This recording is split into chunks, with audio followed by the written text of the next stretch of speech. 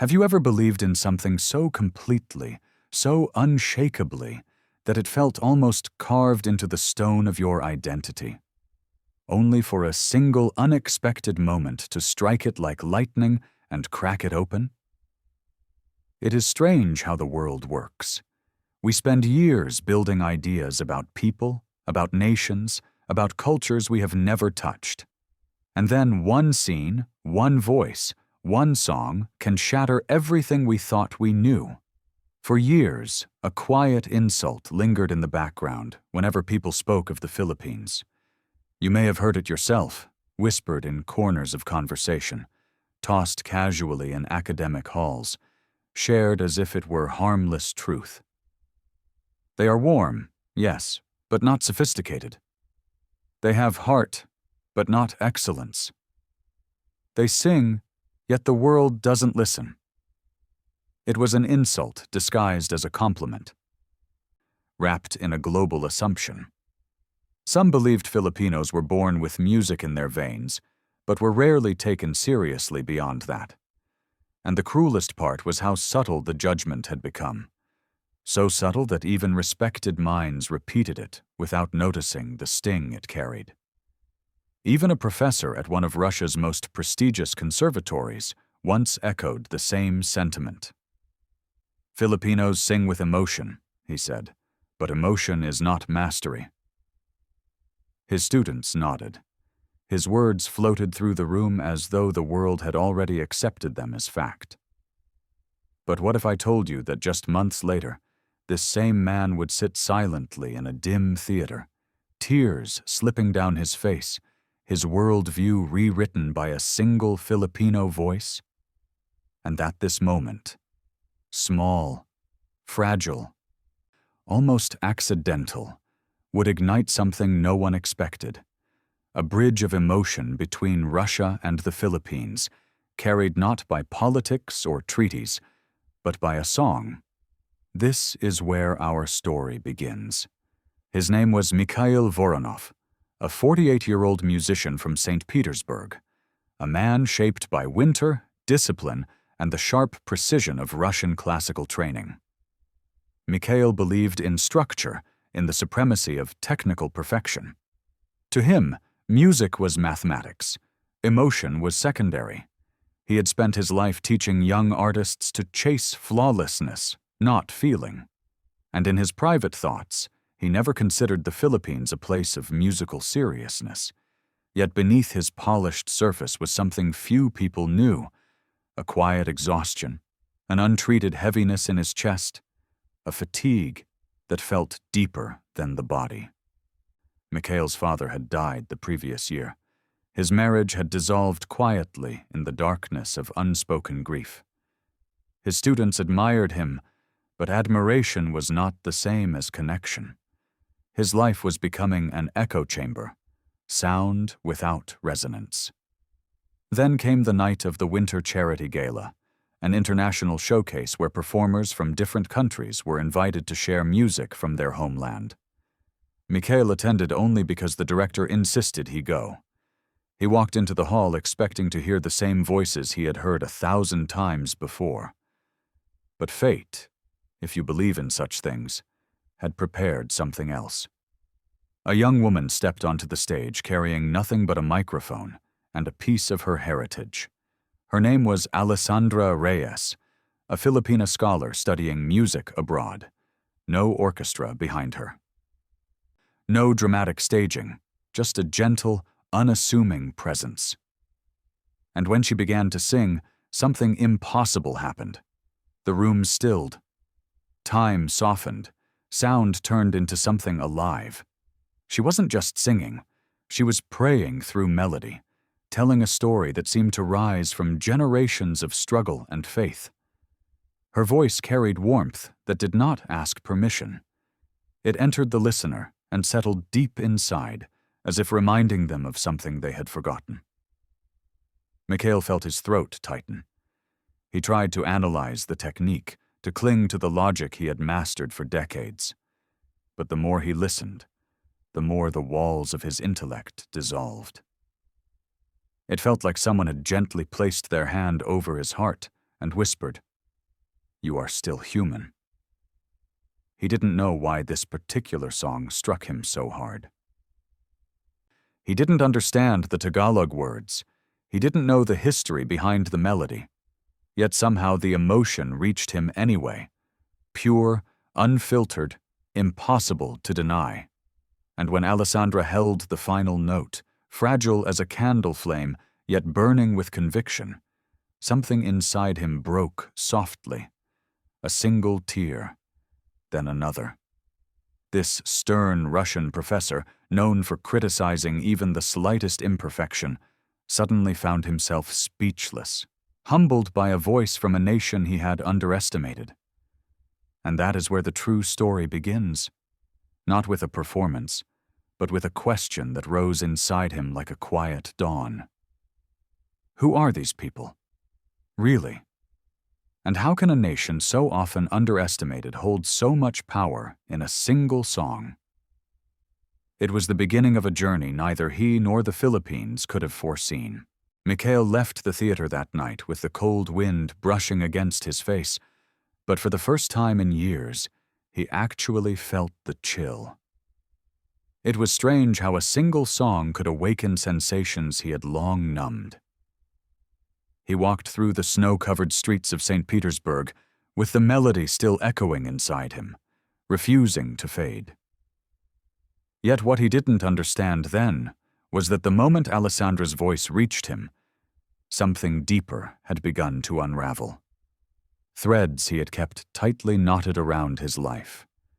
For years, he had carried an untreated illness, something the doctors called a manageable respiratory condition. But he knew it was more than that. It wasn't just the lungs. It was grief that had made a home in his body. It was loneliness settling into his bones. It was the exhaustion of watching the world through frosted glass, always close, never touching. After his father's death, the silence in his home grew heavier. After his wife left, that silence became a weight he carried everywhere.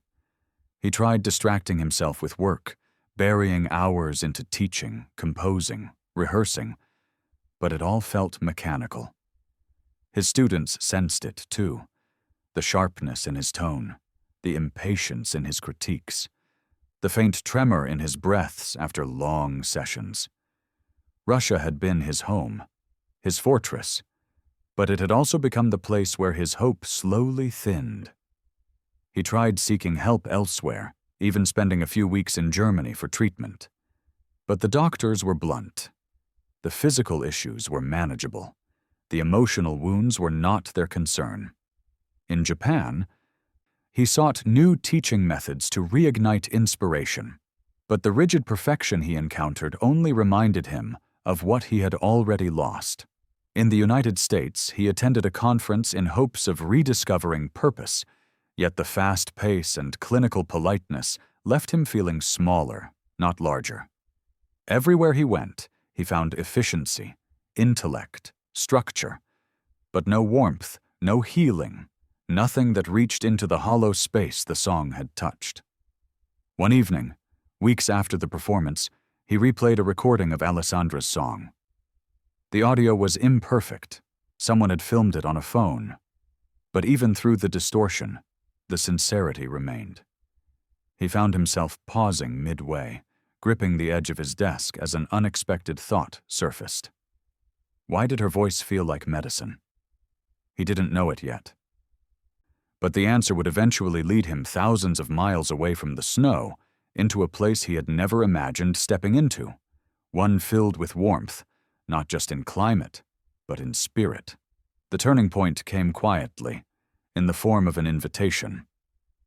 A Philippine cultural organization in Moscow sent him a message thanking him for attending the gala and inviting him to a small community event. He almost deleted it. He didn't attend small gatherings. He didn't engage with cultural groups. But something, some whisper inside him, urged him not to ignore it. He went, expecting formality, expecting rigid structure. Instead, he found a group of Filipinos gathered in a modest room lit by soft yellow lights, sharing food, laughter, and music.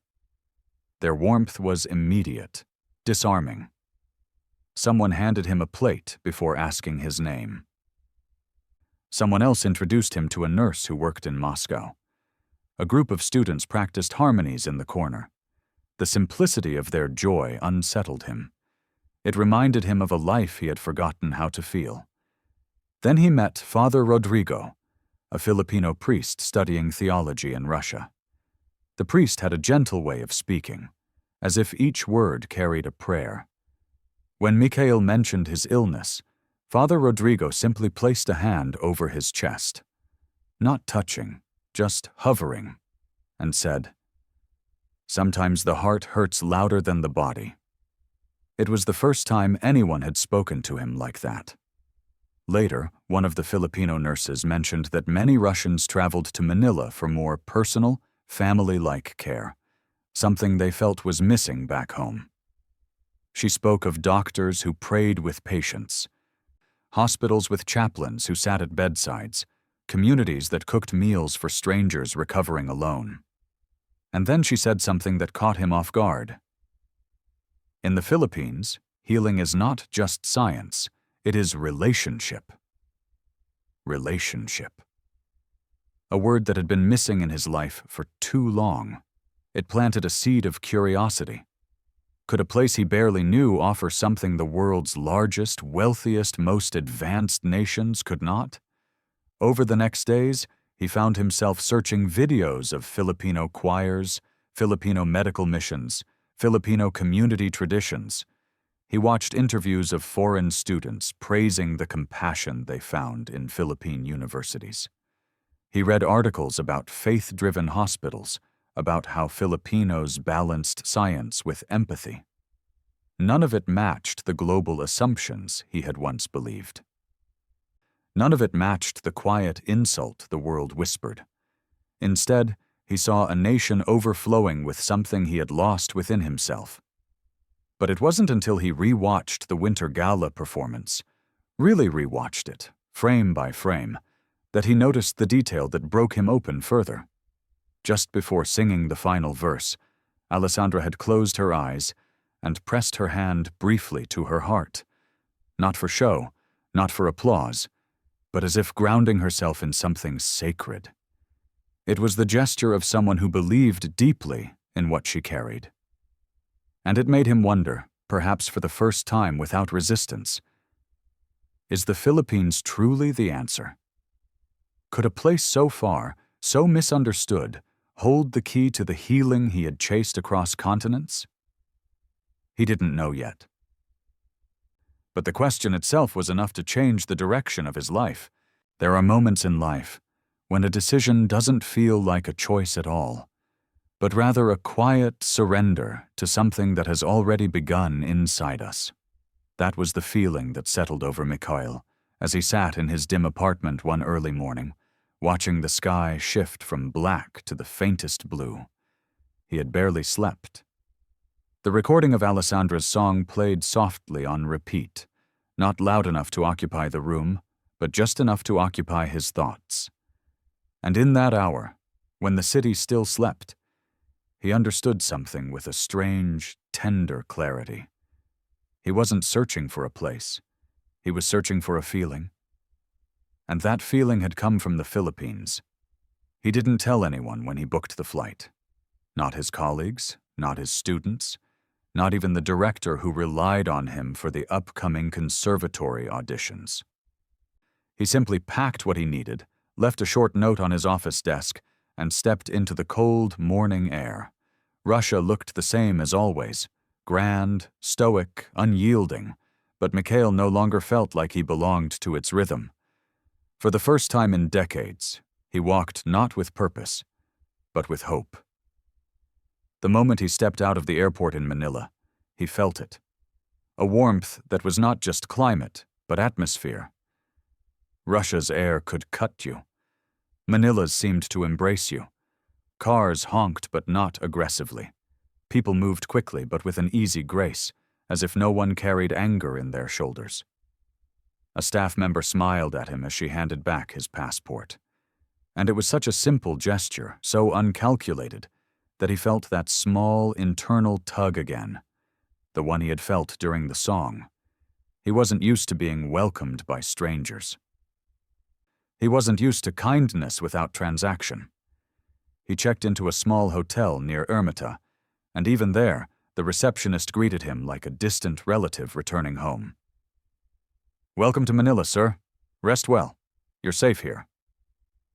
Safe. What an unusual word to offer a man you'd never met. But hearing it made something soften inside him. Over the next days, he visited the university where Alessandra had once studied. He expected formal academic halls and strict procedures, but instead he found open doors, professors chatting casually with students under mango trees, laughter spilling through corridors, musicians rehearsing with a joy that felt unguarded. A dean welcomed him with warm hands and even warmer eyes. "We're honored you came all the way from Russia," she said. "Filipinos always appreciate teachers." Teachers. The way she said it made him feel like the word held dignity, not burden. He asked if he could sit in on a vocal class, not as a critic, not as a judge, just as an observer. The students gathered in a circle, no rigid hierarchy, no icy pressure. Their instructor began with a prayer. Mikhail had never seen that in a conservatory. A whispered invocation, simple, earnest. "May our music heal us and whoever hears it." Music. Heal. He exhaled slowly. In Russia, music was mastered. Here, it was lived. As the lesson continued, he noticed something strange. The students were not technically perfect. Their breathing needed work, their vowel placement wandered, and their posture shifted too easily. Yet when one young man began to sing a folk lullaby, the entire room changed. There was sincerity in his tone, an honesty that could not be taught through scales or discipline. The moment the class ended, the instructor looked at Mikhail and said with a soft smile, "You're thinking too much. Here, we feel first." Feel first. It was the opposite of everything he had built his life upon. And yet, it felt right. Then came an encounter that struck even deeper. He visited a Catholic community center in Quezon City, introduced by Father Rodrigo. It was simple, painted in soft blue, with children running through the courtyard and volunteers preparing meals for elderly residents. No grand architecture, no professional performances. And yet, as soon as he entered, he felt an almost sacred calm. A choir rehearsed in the chapel, their voices blending in a hymn so gentle it seemed to float rather than echo. There were no solos. No one trying to outshine the others. Just harmony, pure and collective. A small woman approached him, perhaps 60, with silver hair tucked behind her ears. She placed a hand on his arm, sensing his quiet reverence, and said, "Here, everyone sings for someone they love." It struck him harder than he expected. In Russia, he often taught students who sang for ambition, for accolades, for perfection. But singing? For love? That was something he had forgotten existed. He watched the choir for a long while, noticing the way their eyes glistened with devotion, not performance. And there, in that modest chapel, he felt something shift again, this time deeper, heavier, but in a good way, like a burden finally deciding to lift. He wasn't just witnessing music. He was witnessing humanity expressed through music. And it felt like water touching soil that had been dry for years. On his 4th day, he finally met Alessandra, the voice that had started all of this. She greeted him with a shy smile, surprised that a Russian professor had traveled across the world because of one song. They spoke in a quiet garden behind the university. She talked about her studies, her family in Cebu, her faith, her desire to use music to comfort people. She didn't speak like a rising star. She spoke like a daughter of a nation that understood suffering and yet insisted on joy. When he asked her how she learned to sing with such emotion, she looked at him with an innocence that disarmed every defense he had ever built. "Sir," she said softly, "Filipinos don't learn that. We live it." In that instant, he understood what every other place had failed to offer him. This was not the search for technical perfection. This was the search for the soul, and the Philippines, quietly, unexpectedly, had just helped him find a piece of his own. The days that followed moved differently for Mikhail, not in speed, but in texture. Manila's air seemed to carry something he had not felt in decades, as if each breath loosened a knot that had quietly tightened inside him year after year. He found himself waking earlier than usual, not out of obligation, but out of curiosity. What would this day reveal? What part of him would the Philippines uncover next? One morning, he walked through a small barangay on the outskirts of the city. The streets were narrow, the houses humble, children playing barefoot while mothers swept their front steps. A man passing by nodded at him with a smile wide enough to erase any hint of awkwardness. A jeepney rumbled past, bright and unapologetically alive, painted with verses of scripture and memories of family members long gone. It all felt raw and human, unpolished in a way that softened him. He visited the community center again, drawn by something he still couldn't put into words. This time he stayed longer. Volunteers prepared food in the courtyard, singing as they worked. A group of elderly women prayed the rosary inside the chapel, each bead a quiet testament to endurance. And when the choir began practicing again, he didn't sit at the back. He stood among them. Their conductor, a middle-aged man with gentle eyes, placed a hand on his shoulder and said, "Sir, you don't need to sing. Just stay with us." It was the first time in years anyone had invited him to simply exist without expectation. He watched their faces as they sang, a mosaic of stories shaped by storms and survival. Some had lost family members to sickness.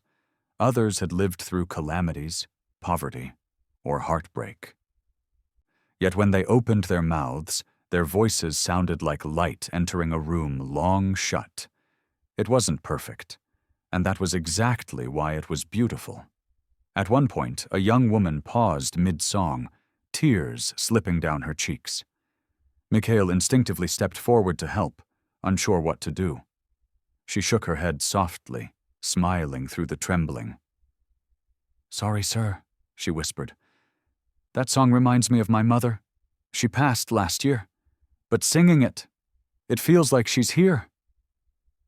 He froze, not because of her pain, but because of how she carried it. Not with bitterness, not with despair, but with gratitude. The Philippines seemed to do that, transform wounds into warmth, sorrow into song, grief into something one could hold without breaking. He felt his own grief stirring, the loss of his father rising from a place he thought he had buried. And instead of tightening his chest, it loosened. It felt as if the entire room held him in a quiet embrace, without needing to know his story. Later that afternoon, he accepted an invitation to join a small gathering near the church steps. Families sat in circles, sharing food wrapped in banana leaves. Children played guitar, each chord slightly imperfect, yet filled with such earnestness that it made him smile. Someone handed him pancit and insisted he eat. Someone else asked him about Russia, genuinely curious, not for comparison, but for connection. This was not hospitality.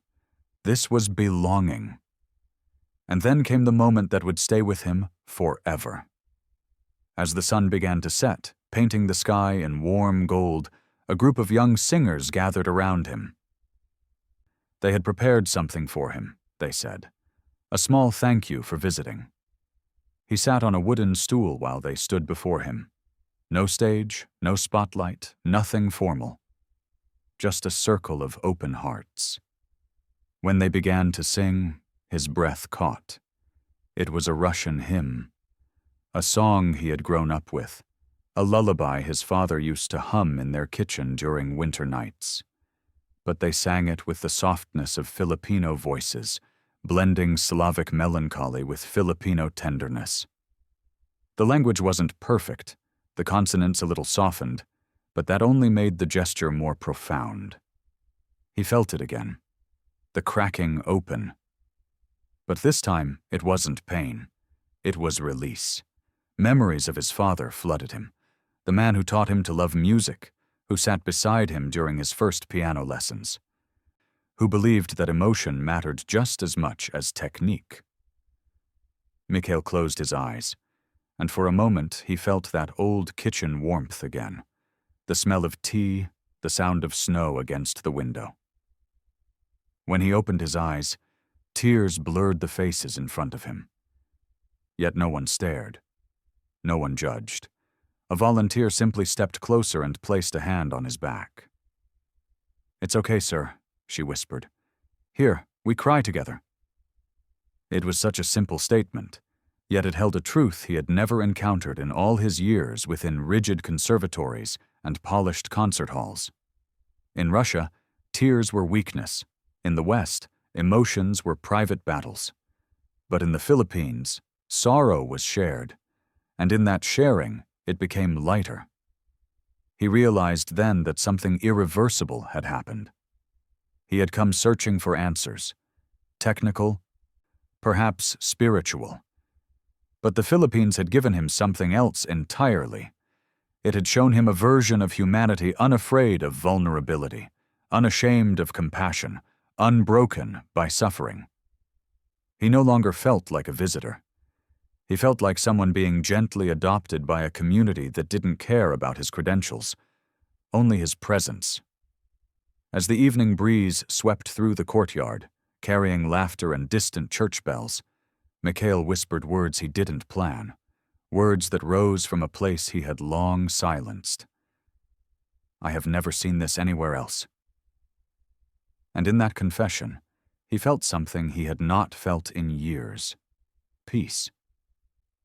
The Philippines had not healed him completely, but it had awakened the part of him that believed healing was possible. In the weeks that followed, something remarkable began to unfold within Mikhail. Subtle at first, almost imperceptible, yet unmistakably life-altering. He moved through Manila no longer as an observer, but as someone slowly rediscovering pieces of himself he thought had vanished.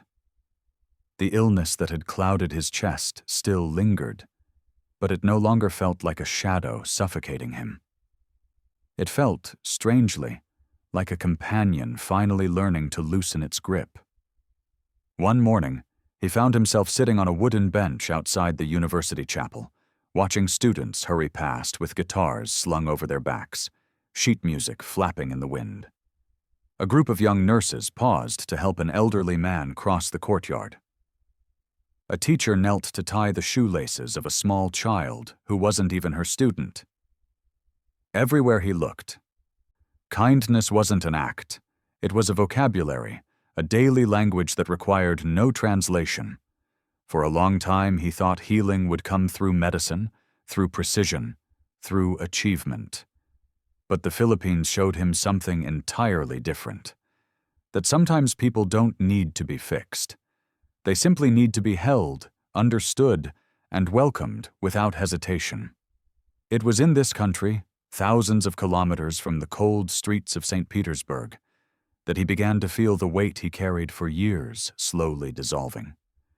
Not all at once, not dramatically, but gently, like ice melting under sunlight. One afternoon, he returned to the community center, not because he was invited, but because he wanted to.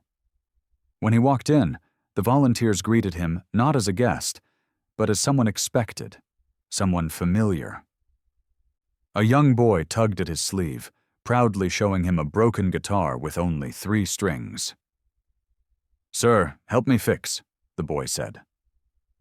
And though Mikhail had never repaired an instrument in his life, he sat on the floor with the child, doing what he could. They laughed when the tuning peg snapped off. The boy shrugged and said, "It still sings." Those words stayed with him long after he left. It still sings. Even imperfect things. Even imperfect people. One evening, the students invited him to a small gathering by Manila Bay. They sang as the waves crashed behind them, their voices carried by the night breeze. They insisted that he sing with them, and though he initially refused, claiming he had not sung publicly in years, their insistence wore him down. When he finally joined, his voice cracked on the first note. Instead of wincing, they cheered. No one cared about perfection. They cared that he tried. They cared that he was there.